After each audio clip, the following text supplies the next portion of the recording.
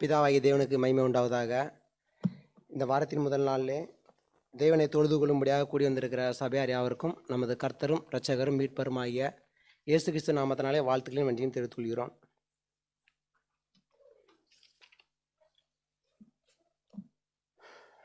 நாம் முதலாவது ஒரு வசனத்தை வாசிப்போம். வெளிப்படுத்தின விசேஷம்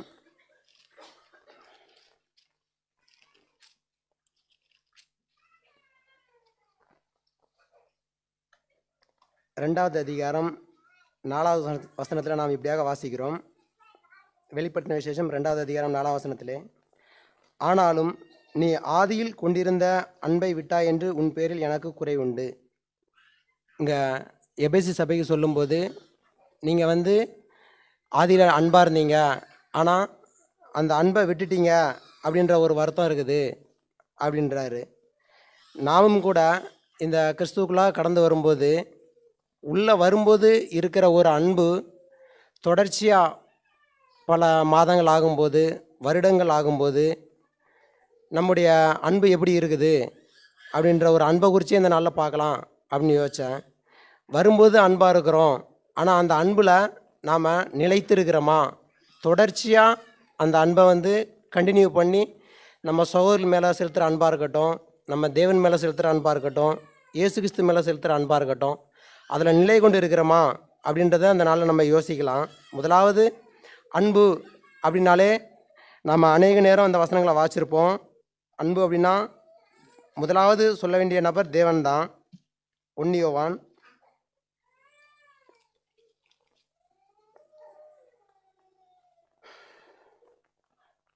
4வது அதிகாரம் 8வது வசனத்தில், அன்பில்லாதவன் தேவனை அறியான், தேவன் அன்பாகவே இருக்கிறார். அதிலே 16வது வசனத்தில், தேவன் நம்மேல் வைத்திருக்கிற அன்பை நாம் அறிந்து விசுவாசித்திருக்கிறோம், தேவன் அன்பாகவே இருக்கிறார். அன்பில் நிலைத்திருக்கிறவன் தேவனில் நிலைத்திருக்கிறான், தேவனும் அவனில் நிலைத்திருக்கிறார். நம்ம அன்பு அப்படின்னு பேசினாலே முதலாவது தேவனை தான் பேசணும். என்ன அப்படின்னா, தேவன் அன்பாகவே இருக்கிறார். அன்பு அப்படின்னா முக்கிய பங்கு தேவனுடையது. அவர் எப்படி செலுத்தினார் அதுவும் நமக்கு தெரியும்.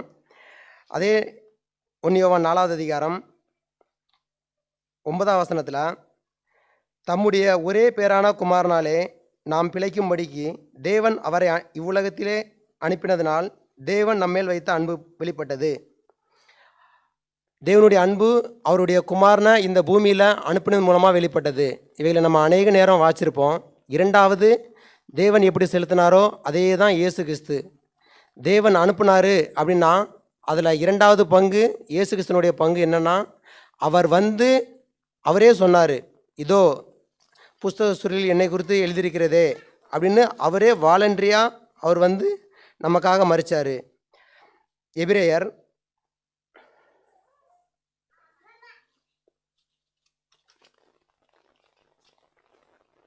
1வது அதிகாரம்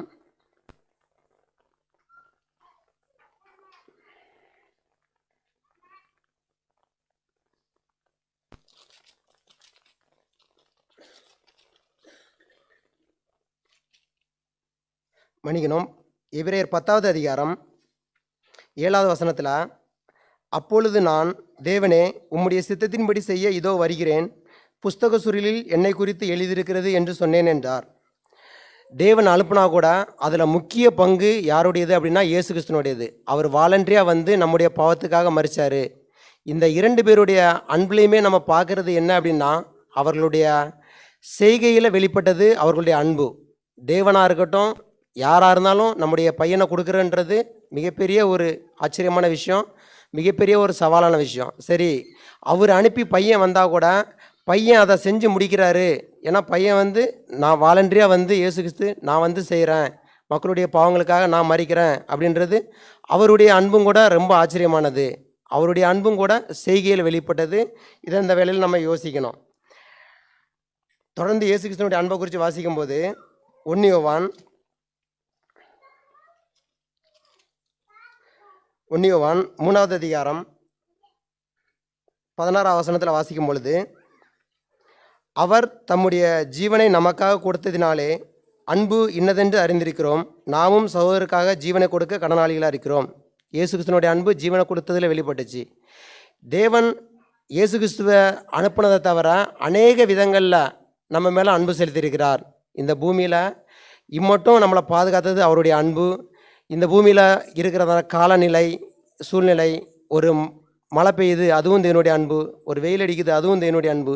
இவைகள்லாம் இல்லை அப்படின்னா நம்முடைய வாழ்க்கையே ஒரு மிகப்பெரிய ஒரு டிஃப்ரெண்ட் ஆயிரும். இந்த எதுவுமே நடக்கலை, எதுவுமே செய்யலை அப்படின்னா இது எல்லாமே தேவனுடைய அன்பு தான்.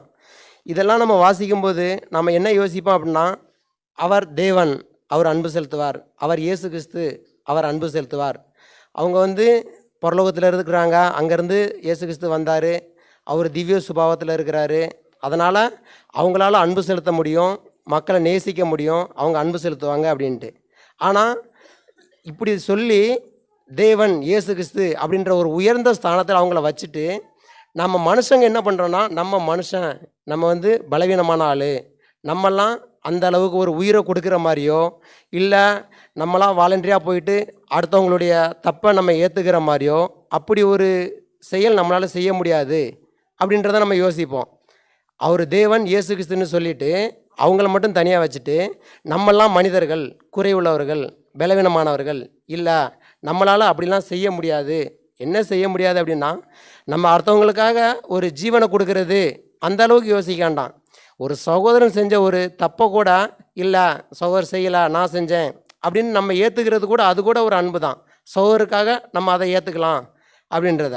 இதனால் நம்ம பார்க்குறது என்னென்னா, தேவனுடைய அன்பு இயேசு கிறிஸ்துவனுடைய அன்பு இல்லை. ஒரு மனுஷருடைய அன்பே ஒரு மனுஷன் மேலே, இத்தனைக்கும் அந்த மனுஷன் ஒரு தேவன் மேலேயோ இயேசு கிறிஸ்துவன் மேலேயோ அந்த அளவுக்கு அன்பு வைக்கல. ஒரு சாதாரண ஒரு மனுஷன் இன்னொரு சாதாரண ஒரு மனுஷன் மேலே வச்ச அன்பு மிகுந்த ஒரு ஆச்சரியமாக இருக்குது. இப்படிலாம் மனுஷன் மேலே மனுஷன் அன்பு வைக்க முடியுமா? வைக்க முடியும். ஒரு மனுஷன்தான் இன்னொருத்தர் மேலே, மனுஷன் மேலே தான் அன்பு வச்சார், தேவன் மேலேயோ இல்லை இயேசு கிறிஸ்து மேலேயோ இல்லை, செலுத்த முடியும் அப்படின்றதுக்கு ஒரு எடுத்துக்காட்டு இந்த நபர் தான். 1 சாமுவேல்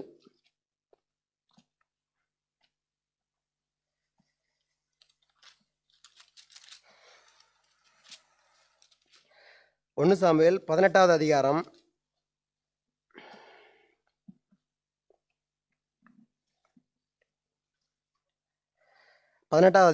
1 வாசிக்கும் பொழுது, அவன் சவுலோடே பேசி முடிந்த பின்பு யோனத்தானுடைய ஆத்துமா தாவீதின் ஆத்துமாவோடே ஒன்றாய் இசைந்திருந்தது. யோனத்தான் அவனை தன் உயிரை போல சிநேகித்தான். இதுக்கு முன்னாடி இவங்க இருவரும் பார்த்துக்கிட்டாங்களா தெரியல. ஆனால் இந்த இடத்துல பார்த்துக்கும் போதே அவங்க என்னென்னா, அவங்க சொல்கிற ஃபஸ்ட்டு ஸ்டேட்மெண்ட்டே என்ன அப்படின்னா, யோனத்தான் அவனை தன் உயிரை போல சிநேகித்தான். யோனத்தானுடைய ஆத்துமா தாவீதின் ஆத்துமாவோட ஒன்றாய் இசைந்திருந்தது. யோனத்தான் அவனை தன் உயிரை போல சிநேகித்தான் அப்படின்னா, இந்த தாவீது யோனத்தான் இந்த இருவருடைய அன்புமே, இதில் நம்ம தாவீது தான் பெஸ்ட்டு இல்லை, யோனத்தான் தான் பெஸ்ட்டு இல்லை, இந்த இருவருடைய அன்புமே மிகவும் ஒரு ஆச்சரியமான ஒரு விஷயமா இருக்கும். ஏன்னா இவரும் அவருக்கு அந்த அளவு செஞ்சுருப்பார், அவரும் திரும்ப இவருக்கு அந்த அளவு செஞ்சுருப்பார். இதில் அடிப்படையாக நம்ம இவர்கள் மனிதர்களாக இருந்தே இந்த சம்பவத்தில் பார்க்குறது, இன்னொரு மனுஷன் மேலே இந்த அளவுக்கு அன்பு செலுத்த முடியும் அப்படின்றதுக்கு ஒரு எடுத்துக்காட்டு யார் அப்படின்னா, இந்த 2 நபர்கள் தான்.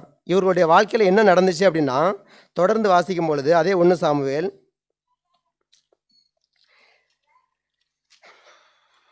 20வது அதிகாரம்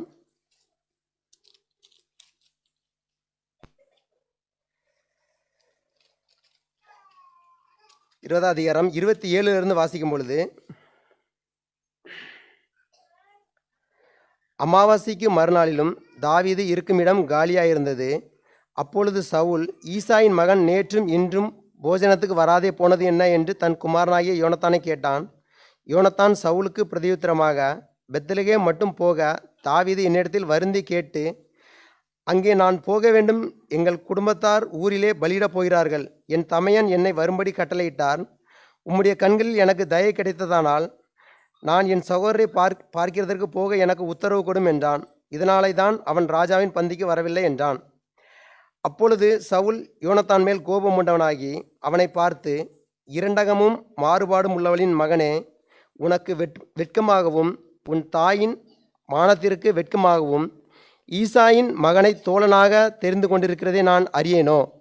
ஈசாயின் மகன் பூமியின் மேல் உயிரோடு இருக்கும் நாள் வரையும் நீயானாலும் உன் ராஜ்யபாரமானாலும் நிலைப்படுவதில்லை. இப்போதே அவனை அழைப்பித்து என்னிடத்தில் கொண்டு வா, அவன் சாக வேண்டும் என்றான். முதலாவது சாமுவேல் 16வது அதிகாரத்திலே தாவீதை ராஜாவாக அபிஷேகம் பண்ணுறாரு. அவர் அஃபிஷியலாக சீட்டில் தான் போய் உட்காரல. ஆனால் 16வது அதிகாரத்திலே தைல குப்பி எடுத்து தீர்க்கதரிசி சாமுவேல் போயிட்டு நீர் தான் ராஜா அப்படின்னு அபிஷேகம் பண்ணுறாரு. அது யோனத்தானுக்கும் தெரியும். ஏன்னா யோனத்தான் வேற யாரும் இல்லை, சவுலோட பையன், ராஜாவினுடைய பையன். அப்படிங்கும்போது ராஜாவுக்கு அப்புறமா அவருடைய சீட்டில் யார் உட்காருவா அப்படின்னா யோனத்தான் தான் உட்காருவார். இவர் நினச்சிருந்தாருன்னா என்ன யோசிச்சிருக்கலாம் அப்படின்னா, இல்லை நம்முடைய அப்பாவுக்கு பிறகு சீட்டு நமக்கு தான், இவர் இருந்தார் அப்படின்னா இவர் நமக்கு ஒரு இடைஞ்சலாகவும் ஒரு தடையாக தான் இருப்பார், இவரை கொன்னாதான் நம்ம போய் சீட்டில் உட்கார்றதுக்கு எந்த ஒரு தடையும் இருக்காது அப்படின்னு யோசிச்சிருக்கலாம். ஆனால் அவருடைய சிந்தனை அது இல்லை. இதில் சவுல் சொல்லும்போது கூட அவர் அதை யோசிக்கல. என்ன யோசிக்கல அப்படின்னா, அந்த 20வது அதிகாரம் 31வது வசனத்தில் ஈசாயின் மகன் பூமியின் மேல் உயிரோடு இருக்கும் நாள் வரையும் நீயானாலும் உன் ராஜ்யபாரமானாலும் நிலைப்படுவதில்லை. இப்போதே அவனை அழைப்பித்து என்னிடத்தில் கொண்டு வா, அவன் சாக வேண்டும் என்றான். இல்லை, அவன் இருக்கிற வரைக்கும் நீ ராஜாவாக மாட்டா, நீ எனக்கு அப்புறம் சீட்டில் யார் உட்காரணும், நீ தான் உட்காரணும். அவன் இருக்கிற வரைக்கும் நீ சீட்டில் உட்கார மாட்டா, அவன் கண்டிப்பாக உன்னை டிஸ்டர்ப் பண்ணிடுவான், உனக்கு பதிலாக அவன் தான் சீட்டில் உட்காரும் அப்படின்னா. இல்லை, அவருடைய யோசனை என்னவா இருந்துச்சுன்னா, இல்லை அவர் தாவீது சீட்டில் உட்காருவார், இரண்டாவதாக இவர் இருப்பார். அவருடைய ஸ்டேட்மெண்ட் பாருங்க. அதே 20வது அதிகாரம்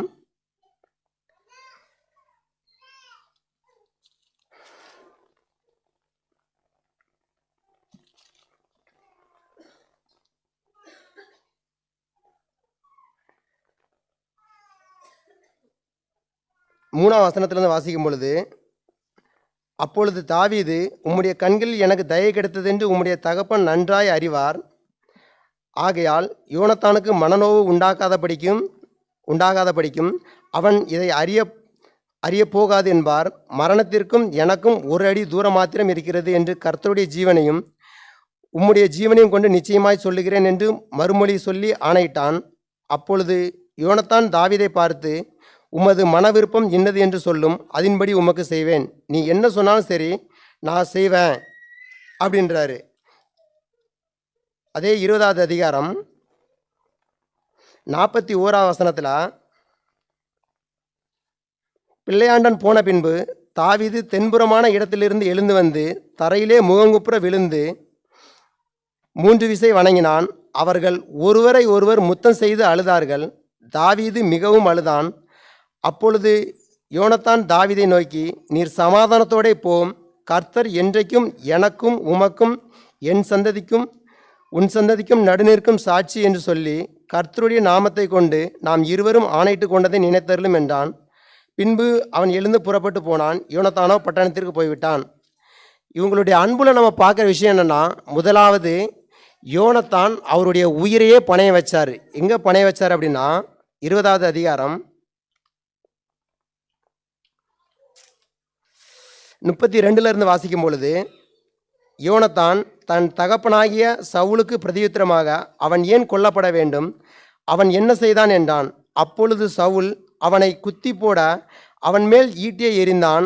ஆகையால் தாவீதை கொன்று போட தன் தகப்பன் தீர்மானித்திருக்கிறான் என்பதை யோனத்தான் அறிந்து கொண்டு, அங்கே பந்தி இருந்த இடத்துல தாவீது இல்லை அப்படின்னோன்னா அவருடைய சவுலுடைய கோபத்தோட வெளிப்பாடு என்னன்னா, தன் பையன் கூட பாராமல் ஈட்டி தூக்கி எறிகிறாரு. இல்லை, அவன் இவ்வளோ தூரம் செஞ்சும் நீ அவனை தோழனா வச்சிருக்கிற, நான் சொல்கிறத கேட்க மாட்டேங்கிற அப்படின்னா அவருடைய கோபத்தினுடைய வெளிப்பாடு ஈட்டியை தூக்கி அவர் மேலே எறிகிறாரு. அந்த இடத்துல யோனத்தான் அவருடைய உயிரையே பணைய வச்சு தாவீதை காப்பாற்றிருக்கிறாரு. ஏன்னா தாவீது பந்திக்கு வந்திருந்தார் அப்படின்னா சவுலுடைய பிளானே அவர் பந்திக்கு வர வைக்கணும், அவரை கொல்லணும் அப்படின்றது தான். யோனத்தான் பாராட்டின தயவுனால தான் அவர் பந்திக்கு வரல. அந்த இடத்துல அவர் வர வேண்டியதுக்கு பதிலாக யோனத்தான் அவருடைய அப்பா சமாதானப்படுத்துகிறாரு. இல்லை அவர் வரல, ஏன்டா தான் ரிக்வெஸ்ட் பண்ணார், நான் இல்லை சரி போயிட்டு வாங்க அப்படின்னு அனுப்பிட்டேன் அப்படின்ட்டு. யோனத்தானுடைய அன்பு தொடர்ந்து வாசிக்கும்போது ரொம்ப ஒரு ஆச்சரியமாக இருக்கும்.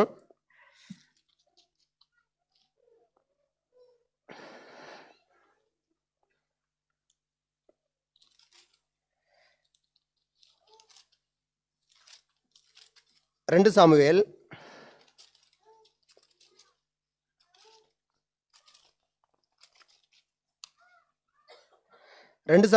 1வது அதிகாரம் 26வது வசனத்திலிருந்து வாசிக்கும் பொழுது 2 சாமுவேல் 1வது அதிகாரம் 26வது வசனத்திலிருந்து, என் சகோதரனாகிய யோனத்தானே, உனக்காக நான் வியாகுலப்படுகிறேன். நீ எனக்கு வெகு இன்பமாயிருந்தாய். உன் சிநேகம் ஆச்சரியமாயிருந்தது. ஸ்திரீகளின் சிநேகத்தை பார்க்கிலும் அதிகமாயிருந்தது. பராக்கிரமசாலிகள் விழுந்து போனார்களே, யுத்த ஆயுதங்கள் எல்லாம் அழிந்து போயிற்றே என்று பாடினான். அதாவது 1 சாமுவேல் கடைசி அதிகாரத்தில் யோனத்தானையும் அவருடைய தகப்பனாரைய சவுலையும் கொன்னுடுறாங்க. 2 சாமுவேல் 1வது அதிகாரத்தில் தாவீது அந்த யோனத்தானை மனசில் வச்சு ஒரு பாட்டு பாடுறாரு. அவர் இறந்து போனது நிமித்தம் என்ன அப்படின்னா, உனக்காக நான் வியாகுலப்படுகிறேன். நீ எனக்கு வெகு இன்பமாயிருந்தாய். உன் சிநேகம் ஆச்சரியமாயிருந்தது. ஸ்திரீகளின் சிநேகத்தை பார்க்கிலும் அதிகமாயிருந்தது. அவர் இறந்து போயிட்டாரு. அதுக்கப்புறம் கூட தாவீதுனுடைய ஸ்டேட்மெண்ட் என்னவா இருந்துச்சு அப்படின்னா, இல்லை, உன்னோட ஸ்நேகம், உன்னுடைய அன்புன்றது ஒரு மிகுந்த ஆச்சரியமாக இருந்துச்சு. ஸ்திரீகளின் சிநேகத்தை பார்க்கிலும் ஆச்சரியம் அப்படின்னா, உங்களுக்கு நினைவு இருக்கும் அப்படின்னா, கடந்த புதன்கிழமை நம்ம வாச்சோம். ஸ்திரீகளுடைய ஸ்நேகம் எப்படி இருக்கும் அப்படின்னா, அது தேவனை விட்டே விலகி போகிற அளவுக்கு அவங்களுடைய ஸ்நேகம் இருக்கும். ஒரே ஒரு உதாரணம் நம்ம வாசிப்போம். 1 ராஜாக்கள்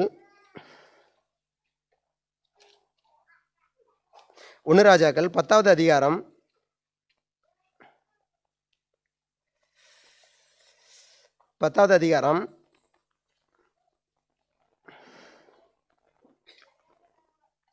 3வது வசனத்தில், அவனுக்கு பிரபுக்கள் குலமான 700 மனையாட்டிகளும் 300 மறுமனையாட்டிகளும் இருந்தார்கள். அவனுடைய ஸ்திரீகள் அவன் இருதயத்தை வலிவு போக பண்ணினார்கள். தொடர்ந்து 6வது வசனத்திலிருந்து வாசிக்கும்போது, சாலமோன் தன் தகப்பனாகிய தாவீதைப் போல கர்த்தரை பூரணமாய் பின்பற்றாமல் கர்த்தரின் பார்வைக்கு பொல்லாப்பானதை செய்தான்.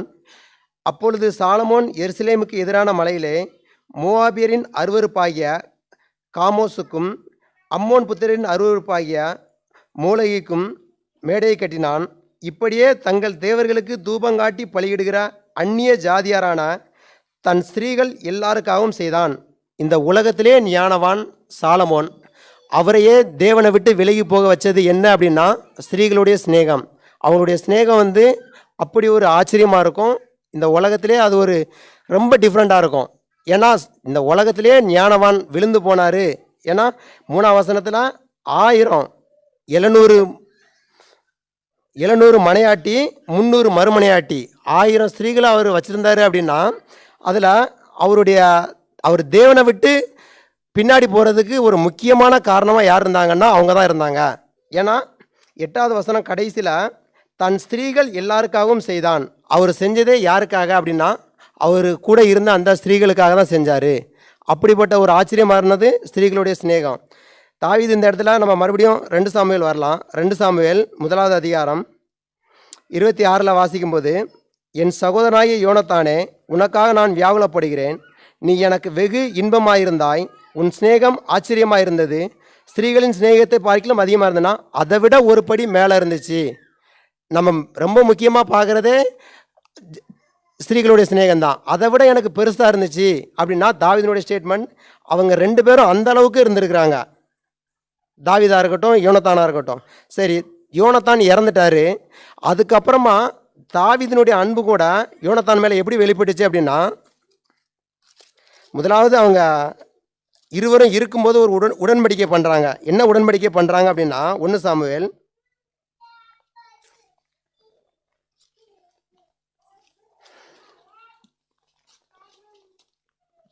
23வது அதிகாரம்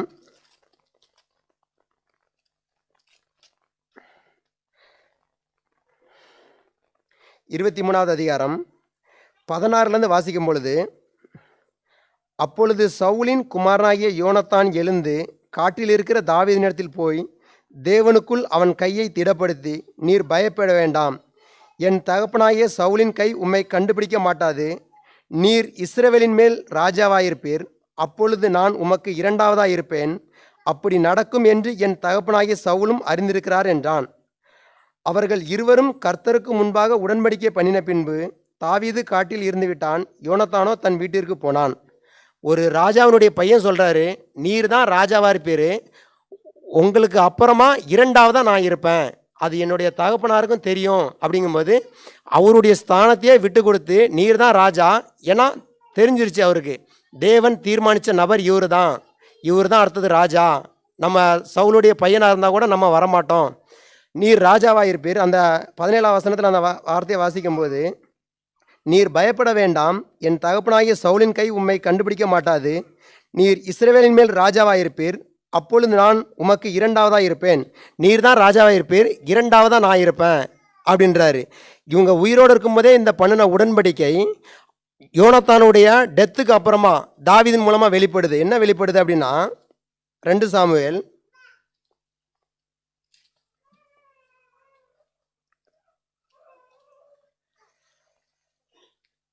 9வது அதிகாரம்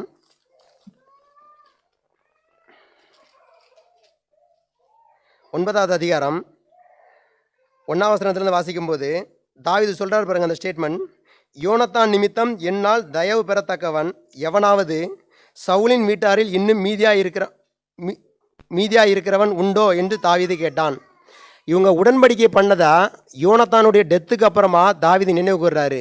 இவர் நினச்சிருந்தா இப்படி செய்யலாம், அவர் உயிரோடு இல்லை, அவங்க உடன்படிக்கை பண்ணும்போதும் அங்கே காட்டில் யார் இருக்காங்கன்னா யாருமே இல்லை, அவரும் யோனத்தானும் மட்டும் தனியாக இருந்து உடன்படிக்கை பண்ணுறாங்க. சாட்சி ஒரே ஒரு ஆள் யார் அப்படின்னா தேவன் மட்டுமே சாட்சி. அதனால் இவர் என்ன யோசிச்சிருக்கலாம் அப்படின்னா, இல்லை நம்ம தான் அவர் உடன்படிக்கை பண்ணோம், ஆனால் அவர் இறந்துட்டார், இதுக்கப்புறம் அது யாருக்கு தெரிய போகுது, யார் நம்மளை கேள்வி கேட்க போகிறா, இல்லை, அவருடைய ஸ்டேட்மெண்ட் யோனத்தானுக்காக நான் தயவு பாராட்ட வேண்டுமே, யாராவது இருக்காங்களா, அங்கே நான் என்ன செய்யணும். தொடர்ந்து 2ஆம் வசனத்திலிருந்து வாசிக்கும்போது, அப்பொழுது சவுலின் வீட்டு வேலைக்காரனாகிய சீபா என்னும் பேருள்ளவனை தாவீதினிடத்தில் அழைத்து வந்தார்கள். ராஜா அவனை பார்த்து, நீதானா சீபா என்று கேட்டான். அவன் அடியேன்தான் என்றான். அப்பொழுது ராஜா, தேவன் நிமித்தம் நான் சவுலின் குடும்பத்தாருக்கு தயை செய்யும்படி அவன் வீட்டாரில் யாதொருவன் இன்னும் மீதியாக இருக்கிறானோ என்று கேட்டதற்கு சீபா ராஜாவை பார்த்து, இன்னும் யோனத்தானுக்கு 2 கால்களும் முடமான ஒரு குமாரன் இருக்கிறான் என்றான். அவன் எங்கே என்று ராஜா கேட்டதற்கு சீபா ராஜாவை பார்த்து, இதோ அவன் லோதாபாரிலே அம்மியேலின் குமாரனாகிய மாகீரின் வீட்டில் இருக்கிறான் என்றான். 2 கால்களும் முடமான ஒரு பையன் இருக்கிறார் அப்படின்னா, அந்த இடத்துல கூட தாவீது யோனத்தானுக்கு செஞ்ச ஒரு உடன்படிக்கையை இந்த இடத்துலையும் தயவு பாராட்டுறார். அவரை கூப்பிட்டு, அவன் என்னைக்கும் நான் உயிரோடு இருக்க வரைக்கும் என் கூட அப்பம் புசிப்பார், நித்தம் என் பந்தியில் பங்கு பெறுவார்.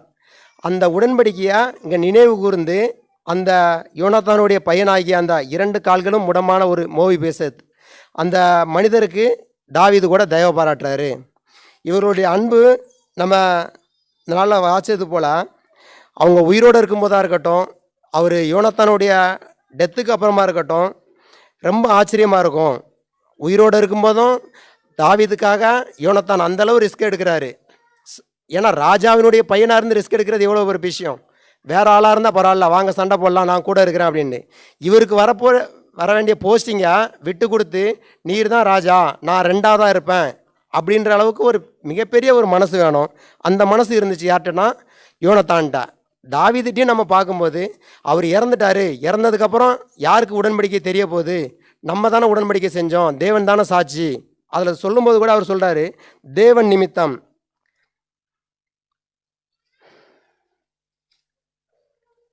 3ஆவது வசனத்தில் 2 சாமுவேல் 9வது அதிகாரம் 3ஆம் வசனத்தில், அப்பொழுது ராஜா, தேவன் நிமித்தம் நான் சவுலின் குடும்பத்தாருக்கு தயை செய்யும்படி அவன் வீட்டாரில் யாதொருவன் இன்னும் மீதியாக இருக்கிறானோ. அதாவது அவங்க உடன்படிக்கை செஞ்சதுக்கு சாட்சி யார் அப்படின்னா தேவன் மட்டும்தான். நான் தேவனுக்காக செய்யணும், அதனால் யாராவது அங்கே ஆள் இருக்காங்களா சொல்லுங்க அப்படின்னா, ஒரு பையன் இருக்கிறாரு அப்படின்னா அவர் உயிரோடு இருக்கிற அளவுக்கும் இவர் கூட வச்சு அந்த அளவுக்கு அந்த மோவிபேசத்தை பார்த்துக்கிட்டாரு.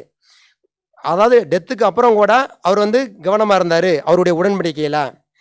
முதலாவது நம்ம தேவனை பார்த்தோம், அவர் தேவன்னு நம்ம விட்டுருவோம். 2வது இயேசு கிறிஸ்துவை பார்த்தோம், அவர் இயேசு கிறிஸ்துன்னு நம்ம விட்டுருவோம்.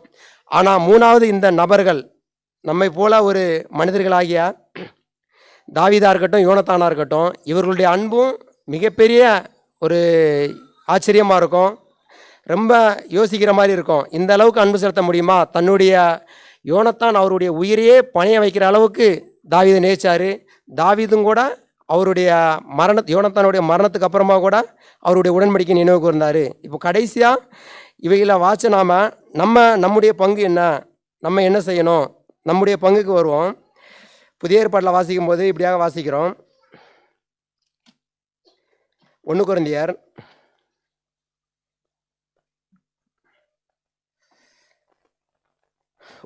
6வது அதிகாரம்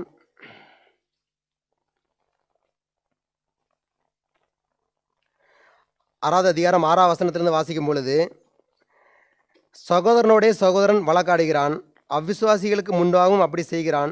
நீங்கள் ஒருவரோடு ஒருவர் வழக்காடுகிறது எவ்விதத்திலும் குற்றமாயிருக்கிறது. அப்படி செய்கிறதை விட நீங்கள் ஏன் அநியாயத்தை சகித்து கொள்கிறதில்லை, ஏன் நஷ்டத்தை பொறுத்து கொள்கிறதில்லை? நீங்களே அநியாயம் செய்கிறீர்கள், நஷ்டப்படுத்துகிறீர்கள், சகோதரருக்கும் அப்படியே செய்கிறீர்களே. நம்ம இந்த பகுதியில் வாசிக்கிற மாதிரி நாம் நம்முடைய சகோதரர்கிட்ட செலுத்த வேண்டிய அன்பு எப்படி இருக்கணும் அப்படின்னா, இயேசு கிறிஸ்து நம்ம மேலே செலுத்தின மாதிரி, தேவன் நம்ம மேலே செலுத்தின மாதிரி நம்ம எந்த ஒரு கஷ்டத்தை தாங்கிக்கிறதும், அநியாயத்தை சகித்துக்கிறதும், நஷ்டத்தை ஏற்றுக்கிறதும், இப்படிப்பட்ட ஒரு அன்பு இருக்கணும். நம்ம சகோதரர்கிட்ட அன்பு செலுத்துகிறோம் அப்படின்னா பேசுகிறோம், கரெக்டு, பேசணும். செயல் மூலமாக வெளிப்படணும் அப்படின்னா அவங்க என்ன செஞ்சாலும் நம்ம தாங்கிக்கிறோமா. ஒருவேளை என் சகோதரனால் எனக்கு ஒரு 100 ரூபாய் நஷ்டம் ஆகுது அப்படின்னா அதை நம்ம யாருக்கிட்டையுமே சொல்லாமல், அந்த சகோதரத்தையோ யாருக்கிட்டையுமே எதையுமே சொல்லாமல் அந்த நஷ்டத்தை நம்மளோட வச்சு நம்ம தாங்கிக்கிறோமா, பொறுத்துக்கிறோமா. இதுதான் நம்ம சகோதரர் மேலே செலுத்துகிற அன்புல இது ஒரு வகை. அநேக விதமாக சகோதரர்கிட்ட அன்பு செலுத்தலாம். குறிப்பிட்டு அந்த சகோதரர் மூலமாக ஏதேனும் நமக்கு நஷ்டம் வருது, ஒரு கஷ்டம் வருது அப்படின்னா அதை நம்மளோட வச்சு நம்ம பொறுத்துக்கிறோமா, அது ரொம்ப முக்கியமாக. இதே 1 கொரிந்தியர் 8வது அதிகாரம்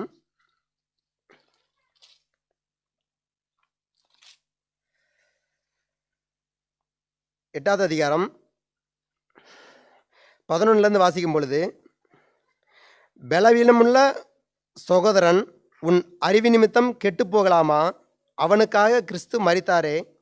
இப்படி சகோதரனுக்கு விரோதமாய் பாவம் செய்து பலவீனமுள்ள அவர்களுடைய மனசாட்சியை புண்படுத்துகிறதுனாலே நீங்கள் கிறிஸ்துக்கு விரோதமாக பாவம் செய்கிறீர்கள். ஒருவேளை என் சகோதரன் பலவீனமாக இருப்பான் அப்படின்னா அவனுக்கு இந்த இடத்துல குறிப்பிட்டு சாப்பிட்ற விஷயத்தில் பேசுகிறாரு. விக்கிரக கோயிலிருந்து சாப்பிட்டா சகோதரனுக்கு இடல் உண்டாக்கும். சரி, அந்த ஒரு விஷயந்தான் அப்படின்னா இல்லை, என் சகோதரனுக்கு எந்த ஒரு விஷயம் இடல் உண்டாக்கினாலும் அதை நான் செய்யாமல் இருக்கணும். குறிப்பிட்டு சாப்பிட்றது தான், விக்கிரக கோயிலில் போய் பந்தி இருக்கிறது தான் இல்லை, எந்த ஒரு விஷயமா இருக்கட்டும். நமக்கே தெரியும் இதை செஞ்சால் இவர் காயப்படுவார், இல்லை டிஸ்டர்ப் ஆவார், இல்லை வருத்தப்படுவார். அப்படி எந்த விஷயம் நம்முடைய சிந்தனையில் வருதோ அந்த சகோதரனுக்கு விரோதமாக அதை நம்ம செய்யாமல் இருக்கணும். இதுதான் நம்ம சகோதரர் மேலே செலுத்துகிற அன்புல இது ஒரு வகை. தொடர்ந்து வாசிக்கும் பொழுது ரோமர்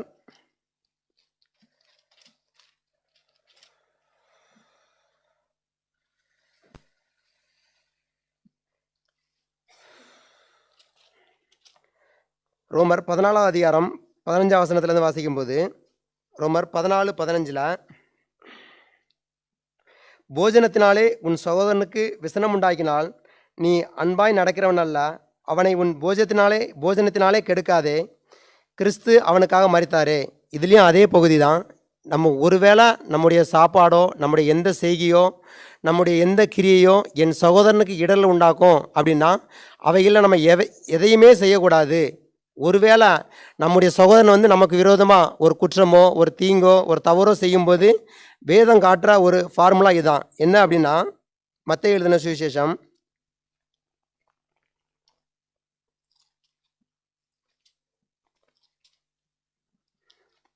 18வது அதிகாரம்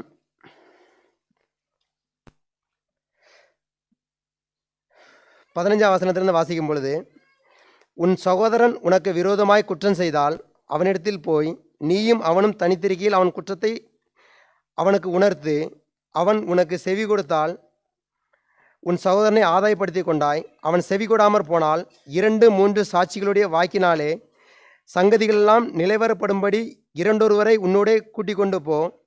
அவர்களுக்கும் அவன் செவி கொடாமற் போனால் அதை சபைக்கு தெரியப்படுத்து. சபைக்கும் செவி கொடாதிருப்பானால் அவன் உனக்கு அஞ்ஞானியைப் போலவும் ஆயக்காரனைப் போலவும் இருப்பானாக. முதலாவது நம்ம சகோதரர் மேலே சகோதரர் செலுத்துகிற அன்பு எப்படி இருக்கணும் அப்படின்னா, அவர்கள் மூலமாக எந்த ஒரு கஷ்டமோ காயமோ நஷ்டமோ வரும்போது தாங்கிக்கணும். அப்படி தாங்கிக்க முடியல, எனக்கு ரொம்ப கஷ்டமாக இருக்குன்னா, முதலாவது நம்ம செய்ய வேண்டியது, எந்த ஒரு சகோதரனால் நம்ம காயப்பட்டோமோ தனித்து இருக்கும்போது, யாருமே இல்லாமல் அவர் இருக்கும்போது அவருக்கு உணர்த்தணும். அவர் புரிஞ்சுக்கிட்டு திருந்தினார் அப்படின்னா நம்ம சகோதரனை வந்து ஆதாயப்படுத்தி கொண்டோம். அவர் வந்து மனம் திரும்புறதுக்கு அது ஒரு வாய்ப்பாக இருக்கும். தொடர்ந்து சொல்கிறாரு, 2-3 பேரை கூப்பிட்டு போ, சபைக்கு தெரியப்படுத்து. இது எல்லாமே அடுத்தடுத்த விஷயங்கள் தான். முதலாவது நம்ம அதை பொறுத்துக்கிறோமா, நம்ம தாங்கிக்கிறோமா, நம்ம சகிச்சுக்கிறோமா. ஏன்னா நம்ம அங்கே எடுத்துக்காட்டில் வாட்சி அவங்க அதுதான், தாவீதினுடைய செயல் அந்த அளவுக்கு இருந்துச்சு, யோனத்தானுடைய செயலும் அந்த அளவுக்கு இருந்துச்சு. நம்ம வந்து இயேசு கிறிஸ்துவ தேவனை விட்டுட்டு மனுஷங்கிட்ட வரும்போதே மனிதனால் இன்னொரு மனிதன் மேலே இந்த அளவுக்கு அன்பு செலுத்த முடியும் அப்படின்றதுக்கு அவங்க 2 பேரும் ஒரு மிகப்பெரிய எடுத்துக்காட்டு. அதனால் அவங்களால முடியும் அப்படின்னா அது ஒரு சம்பவம், நடந்த சம்பவம். அப்படிங்கும்போது நம்மளாலேயும் முடியும். நம்முடைய சகோதரன் மேலே நம்ம அன்பு செலுத்துகிற விஷயத்தில் எப்படி இருக்கிறோம், எங்கேயாவது நம்ம குறையா இருக்கோமா, இல்லை ஏதாவது ஒரு விஷயத்தில் நம்ம வந்து அந்த பொறுத்து கொள்றதில், நஷ்டத்தை தாங்கிக்கிறதுல எங்கேயாவது குறைவாக இருக்கிறோமா அப்படின்ற காரியங்களை சிந்திப்போம்.